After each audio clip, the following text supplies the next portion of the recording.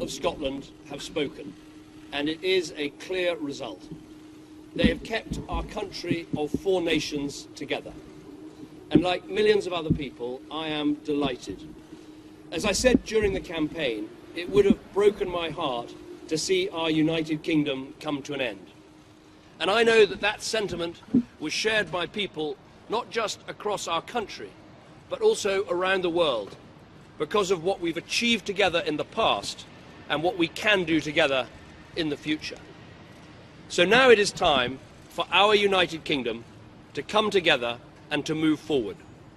A vital part of that will be a balanced settlement, fair to people in Scotland and, importantly, to everyone in England, Wales and Northern Ireland as well. Let us remember first why we had this debate and why it was right to do so. The Scottish National Party was elected in Scotland in 2011 and promised a referendum on independence. We could have tried to block that. We could have tried to put it off. But just as with other big issues, it is right to take and not to duck the big decision. I am a passionate believer in our United Kingdom, and I wanted more than anything for our United Kingdom to stay together. But I am also a Democrat, and it was right that we respected the SNP's majority in Holyrood and gave the Scottish people their right to have their say. Let us also remember why it was right to ask the definitive question, yes or no. Because now the debate has been settled for a generation, or as Alex Salmond has said, perhaps for a lifetime. So there can be no disputes, no reruns. We have heard the settled will of the Scottish people. Scotland voted for a stronger Scottish Parliament backed by the strength and security of the United Kingdom. And I want to congratulate the No campaign for that, for showing people that our nations really are better together.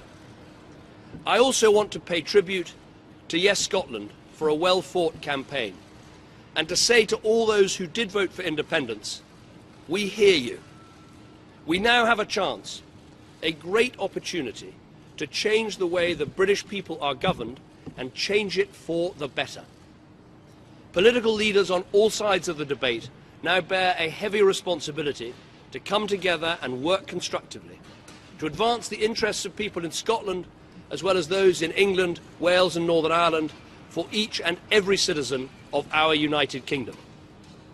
To those in Scotland sceptical of the constitutional promises that were made, let me say this. We have delivered on devolution under this government, and we will do so again in the next Parliament. The three pro-union parties have made commitments, clear commitments, on further powers for the Scottish Parliament. We will ensure that those commitments are honoured in full. And I can announce today that Lord Smith of Kelvin, who so successfully led Glasgow's Commonwealth Games, has agreed to oversee the process to take forward these devolution commitments, with powers over tax, spending and welfare, all agreed by November, and draft legislation published by January. Just as the people of Scotland will have more power over their affairs, so it follows that the people of England, Wales and Northern Ireland must have a bigger say over theirs. The rights of these voters need to be respected, preserved and enhanced. It is absolutely right that a new and fair settlement for Scotland should be accompanied by a new and fair settlement that applies to all parts of our United Kingdom. In Wales, there are proposals to give the Welsh Government and Assembly more powers. And I want Wales to be at the heart of the debate on how to make our United Kingdom work for all our nations. In Northern Ireland, we must work to ensure that the devolved institutions function effectively.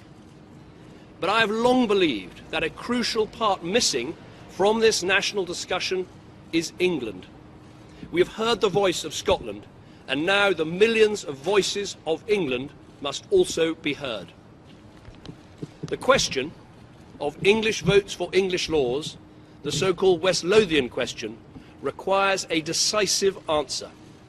So just as Scotland will vote separately in the Scottish Parliament on their issues of tax, spending and welfare, so too England as well as Wales and Northern Ireland, should be able to vote on these issues. And all this must take place in tandem with and at the same pace as the settlement for Scotland. I hope that this is going to take place on a cross-party basis. I've asked William Hague to draw up these plans. We will set up a cabinet committee right away, and proposals will also be ready to the same timetable. I hope the Labour Party and other parties will contribute. It is also important that we have wider civic engagement about how to improve governance throughout our United Kingdom, including how to empower our great cities, and we will say more about this in the coming days. This referendum has been hard fought. It has stirred strong passions.